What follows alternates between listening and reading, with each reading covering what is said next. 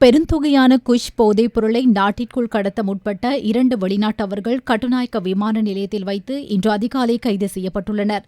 கைதானவர்கள் இந்தோனேஷியாவைச் சேர்ந்த 22 வயதுடைய இளைஞரும் 30 வயதுடைய யுவதி ஒருவரும் என தெரியவந்துள்ளது.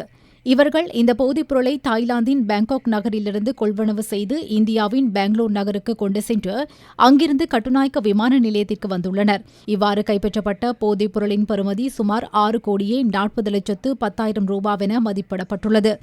இதேவேளை 350 லட்சம் ரூபாவுக்கும் அதிக பெறுமதி கொண்ட சிகரெட்டுகளுடன் சீன நாட்டவர்கள் கட்டுநாயக்க விமான நிலையத்தில் கைது செய்யப்பட்டனர். பசுமை வழித்தடமூடாக இவர்கள் குறித்த சிகரெட்டுகளை நாட்டுக்குள் கொண்டுவர முயற்சித்துள்ளமை தெரியவந்துள்ளது.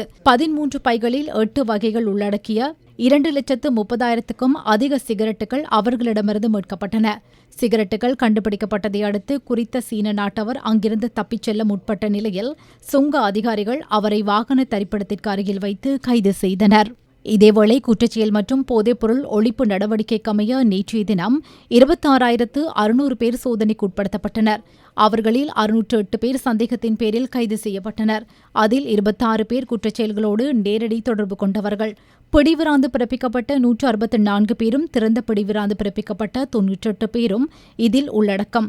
மது போதையில் வாகனம் செலுத்திய 114 சாரதிகளும் கவனயீனமாக வாகனம் செலுத்திய 44 சாரதிகளும் கைது செய்யப்பட்டுள்ளனர்.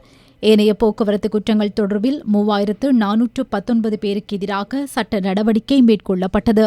இதேவேளை நாடு முழுவதும் போதைப்பொருள் விநியோக வலையமைப்பை முடக்குவதற்கும் போதைக்கு அடிமையானவர்களுக்கு புனர்வாழ்வளிப்பதற்கான நடவடிக்கையின் கீழ் நேற்றைய தினம் 654 சுற்றி வளைப்புகள் மேற்கொள்ளப்பட்டுள்ளன.